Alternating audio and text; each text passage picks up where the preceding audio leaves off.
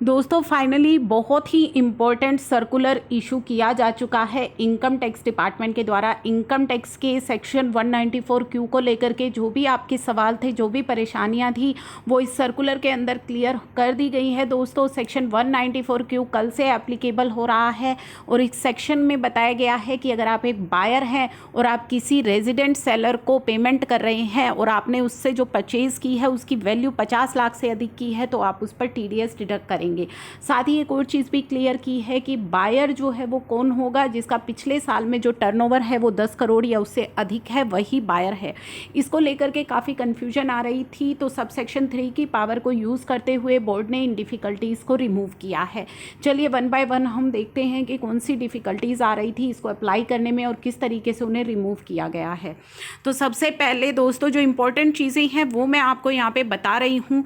पहला तो है थ्रेशोल्ड को कैलकुलेट करने में जो भी परेशानियां आ रही थी, क्योंकि ये जो है 1 जुलाई से एप्लीकेबल हो रहा है, तो कन्फ्यूज़न आ रही थी कि 1 जुलाई से पहले की भी जो गुड्स की वैल्यू है वो कंसीडर करनी है या 1 जुलाई से हम कंसीडर करना स्टार्ट करेंगे। तो इन्होंने कहा है कि सबसेक्शन 194Q मैंडेट करता है बायर को कि वो TDS डिडक्ट करे जब वो अपनी बुक्स में सेलर के नाम पर जब वो एंट्री करे, यानी कि सेलर के नाम पर जब एंट्री करेगा या उसको पेमेंट करेगा, जो भी पहले होगा वो TDS डिडक्ट करेगा। ठीक है, तो कब से कौन सा थ्रेशोल्ड जो है ये कब से आपको काउंट करना है, ये 50 लाख की वैल्यू आपको कब से काउंट करनी स्टार्ट करनी है, क्योंकि 1 जुलाई से ये एप्लीकेबल हो रहा है। तो वो कह रहे हैं कि जो थ्रेशोल्ड है ना 50 लाख की शैल बी कंप्यूटेड फ्रॉम 1 अप्रैल से आपको कलेक्ट करनी है, कि 1 अप्रैल से आपको देखना है 1 अप्रैल से 31 मार्च की जो वैल्यू है गुड्स की जो आपने परचेज की है, ट्रांजैक्शन की है, वो 50 लाख से अधिक हो रही है या नहीं। तो 1 अप्रैल से आप चेक करेंगे। ठीक है, अगर आप एक कोई व्यक्ति being a buyer already credit कर चुका है, सेलर के नाम पे पेमेंट चढ़ा चुका है या पेमेंट कर चुका है 50 लाख तक की या उससे अधिक की 30 जून तक आप ऑलरेडी कर चुके हो, तो अब आप TDS कब से डिडक्ट करोगे? तो TDS आप 1 जुलाई से जो भी उसको पेमेंट करोगे आप उस पर TDS डिडक्ट कर लोगे। अगर ऑलरेडी आपकी पेमेंट हो चुकी है 50 लाख से अधिक की 30 जून तक, तो उस पर तो कुछ आपको करना नहीं है। 1 जुलाई से अब आपको TDS डिडक्ट करना है। ठीक है, आई होप ये चीज़ आपको क्लियर हो गई हो। अगर 50 लाख से ज़्यादा की नहीं हुई है 30 जून तक, तो जब भी 50 लाख से ज़्यादा की आपकी वैल्यू होगी तब से आपको कलेक्ट करना स्टार्ट करना है। तो ये चीज़ इन्होंने यहाँ पे क्लियर कर दी है। उसके बाद सबसे इम्पोर्टेंट आ रहा है कि GST का क्या करना है और परचेज रिटर्न हो जाती हैं तो उसका क्या करना है। GST को लेकर के जो प्रॉब्लम आ रही है, तो दोस्तों इन्होंने बताया है कि जो TCS ऑन सेल वाला सेक्शन आया था ना, वहाँ तो उन्होंने क्लियर किया था कि GST की कोई एडजस्टमेंट नहीं करनी है। अब TDS के केस में क्या करना है दोस्तों? TDS के केस में इन्होंने बताया कि एक सर्कुलर आया था जिसमें बताया गया था where in terms of agreement और कॉन्ट्रैक्ट होता है पेयर और पेई के द्वारा and the component of GST on service comprised in the amount payable to a resident is indicated separately। अगर GST component आप अलग से चार्ज कर रहे हैं, tax shall be deducted of the act on the amount paid or payable without including such GST on service। तो tax आप किस पर लगाएंगे? उस पेमेंट पर जिस पर मतलब कि GST लगाने से पहले की जो पेमेंट है उस पर आप लगाएंगे। GST for this purpose include GST क्या क्या आता है? IGST, CGST, SGST and UTGST। ठीक है, तो अकॉर्डिंगली सेक्शन 194Q के संदर्भ में भी ये चीज़ क्लियर की गई है। When tax is deducted at the time of credit of sum in the account of seller and in terms of agreement और contract between buyer and seller, the component of GST comprised in the amount payable to the seller is indicated separately. जब आप उसके नाम पर चढ़ाएंगे उस payment को तो GST आप अलग से दिखाएंगे वहाँ पे। The tax shall be deducted under section 194Q on the amount credited without including such GST। तो जो TDS आप काटेंगे उसमें GST आप इंक्लूड नहीं करेंगे। हाउएवर इस tax is deducted on payment basis. अगर आप पेमेंट बेसिस पर टैक्स काट रहे हैं, TDS काट रहे हैं, क्योंकि जो भी पहले होगा आपको TDS काटना है, चाहे उसके नाम पर चढ़ाएं या पेमेंट करें, जो भी पहले आप करेंगे आप TDS काटेंगे। तो अगर आप पेमेंट बेसिस पर TDS काट रहे हैं because payment is earlier then credit, then tax would be deducted on the whole amount. तो आपको पूरी अमाउंट पर टैक्स काटना है। ठीक है, ये क्लियर कर लेना, क्योंकि उस समय GST कंपोनेंट आपके लिए सेपरेटली बताना पॉसिबल नहीं होगा, तो आपको पेमेंट में पूरे अमाउंट पर TDS काट लेना है। Further with respect to purchase return पर आ जाइए। परचेज रिटर्न के बारे में उन्होंने बोला है with respect to purchase return it is clarified tax is required to be deducted. आप टैक्स जो है वो काटेंगे जब आप उसके नाम पर चढ़ा देंगे या पेमेंट कर देंगे, तो उस टाइम आप जो है TDS काटेंगे। तो परचेज रिटर्न तो बाद में होगी, TDS आप पहले ही काट चुके होंगे। तो परचेज रिटर्न का क्या होगा, the tax must be already deducted if in that case and against this purchase return, अगर इस परचेज रिटर्न के संबंध में money is refunded by the seller, अगर सेलर उसकी पेमेंट आपको वापस कर देता है, कुछ परचेज रिटर्न आप करते हैं और उसकी पेमेंट वो आपको वापस कर देता है, then this tax deducted may be adjusted against the next purchase against the same seller. तो जब आप नेक्स्ट कोई परचेज करेंगे उस सेलर से, तो आप वहाँ पे उस टैक्स को एडजस्ट करा लीजिएगा। अगर आपने परचेज रिटर्न की और उसने उसके बदले आपको गुड्स दे दिए हैं, तो उस केस में तो आपको कुछ करना ही नहीं है। अगर पेमेंट वापस आ गई है तो उसको आप नेक्स्ट परचेज में एडजस्ट कर लीजिए, सेम सेलर की। ऐसा नहीं है कि किसी दूसरे सेलर से आप एडजस्ट करें, सेम सेलर से। ठीक है, अब ये कह रहा है कि नॉन रेजिडेंट हो बायर, तो क्या ये सेक्शन एप्लीकेबल होगा, तो इन्होंने क्लियर किया है कि नहीं होगा।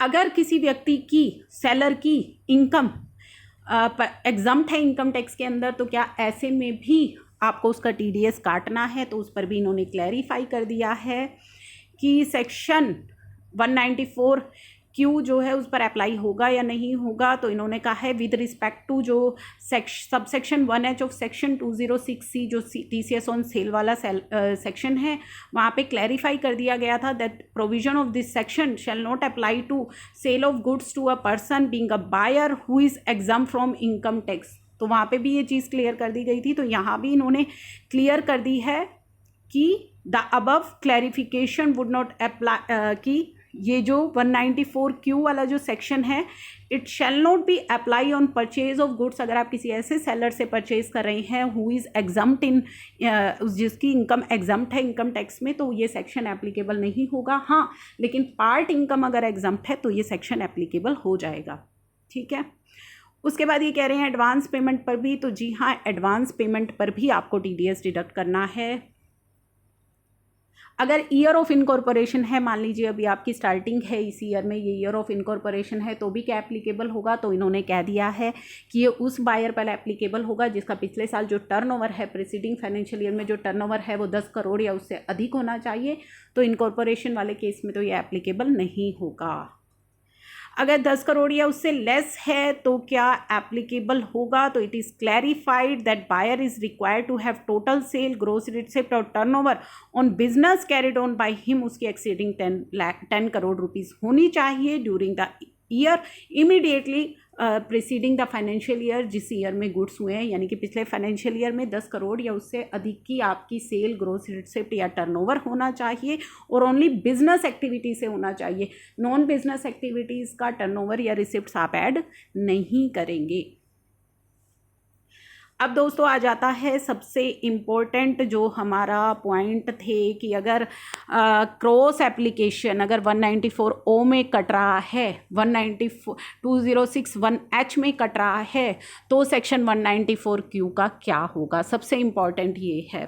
तो इसमें क्लैरिफिकेशन दी गई है under second proviso to subsection 1H of section 206 of the act, provision of this section shall not apply is buyer is liable to deduct TDS under any other provision of act on the goods purchased by him from the seller and has deducted the tax। तो जो TCS on sale वाला section था ना 2061H, उसमें एक आ गया था कि TCS ऑन सेल वाला सेक्शन वहाँ पे अप्लाई नहीं होगा अगर बायर लाइबल है टैक्स डिडक्ट करने के लिए और बायर ने टैक्स डिडक्ट कर लिया है, तो TCS ऑन सेल वाला सेक्शन एप्लीकेबल नहीं होगा, ऐसा उस सेक्शन के अंदर लिखा गया है। तो ये कह रहे हैं, और sub section 5 of section 194Q यानी कि TDS ऑन परचेज वाले सेक्शन में क्या लिखा गया है कि अगर किसी और सेक्शन के अंदर आपका TDS काट लिया गया है या 206C के अंदर आपका TCS कलेक्ट कर लिया है, तो TDS ऑन परचेज वाला सेक्शन एप्लीकेबल नहीं होगा। लेकिन 6C में से उन्होंने 1H यानी कि TCS ऑन सेल वाले सेक्शन को बाहर रखा है। ठीक है, तो अब ये कह रहे हैं कि अगर हम इन सारे पॉइंट्स की रीडिंग करें तो क्या कंक्लूजन निकल करके आ रहा है। तो पहले मैं आपका क्लियर कर देती हूँ कंक्लूजन सेक्शन 194Q और 2061H यानी कि TDS ऑन परचेज और TCS ऑन सेल पर पहले हम अपना कंफ्यूजन क्लियर करते हैं। तो दोस्तों ये कह रहे हैं कि बायर को टैक्स काटना है, ठीक है। अगर दोनों सेक्शन एप्लीकेबल हो रहे हैं, बायर भी लाइबल है TDS डिडक्ट करने के लिए, सेलर भी लाइबल है TCS कलेक्ट करने के लिए, तो बायर को TDS काटना है, सेक्शन 194Q जो है वो एप्लीकेबल होगा। तो ये चीज़ इन्होंने क्लियर कर दी है। TDS is required to be deduct under 194Q of the act. The transaction shall come out of the preview of subsection 1H of 206 after tax has been deducted by the buyer on the debt transaction। अगर buyer ने काट लिया तो 2061H कहता है कि अगर buyer ने काट लिया है तो आपको TCS कलेक्ट नहीं करना है, ठीक है। तो TDS ऑन परचेज आप करेंगे, सेलर कलेक्ट नहीं करेगा। लेकिन इनमें ये भी क्लियर कर दिया है किसी कारणवश अगर सेलर ने कलेक्ट कर लिया है, बायर के TDS काटने से पहले अगर सेलर ने TCS आपसे कलेक्ट कर लिया है या उसने अपनी बुक्स में कर लिया है तो फिर बायर को TDS काटने की आवश्यकता नहीं है। तो पहली प्रायोरिटी तो बायर की रहेगी, लेकिन अगर सेलर ने कलेक्ट कर लिया है तो फिर बायर TDS नहीं काटेगा। तो ये चीज़ आई होप आपकी क्लियर हो गई है। अब सेक्शन 194O को भी लेकर के यहाँ पे कन्फ्यूजन क्लियर कर दी गई है कि if tax has been deducted by e-commerce operator ने काट लिया है सेक्शन 194O में, then transaction shall not subjected to tax under, तो 194Q में आपको दोबारा से TDS नहीं काटना है, ठीक है। दो subsection 1H of 206 provide exemption from TCS if buyer has deducted tax at source on goods to remove the difficulty. It has been clarified this exemption would also cover a situation where instead of buyer अगर e-commerce operator ने भी TDS काट लिया है तो seller TCS collect नहीं करेगा।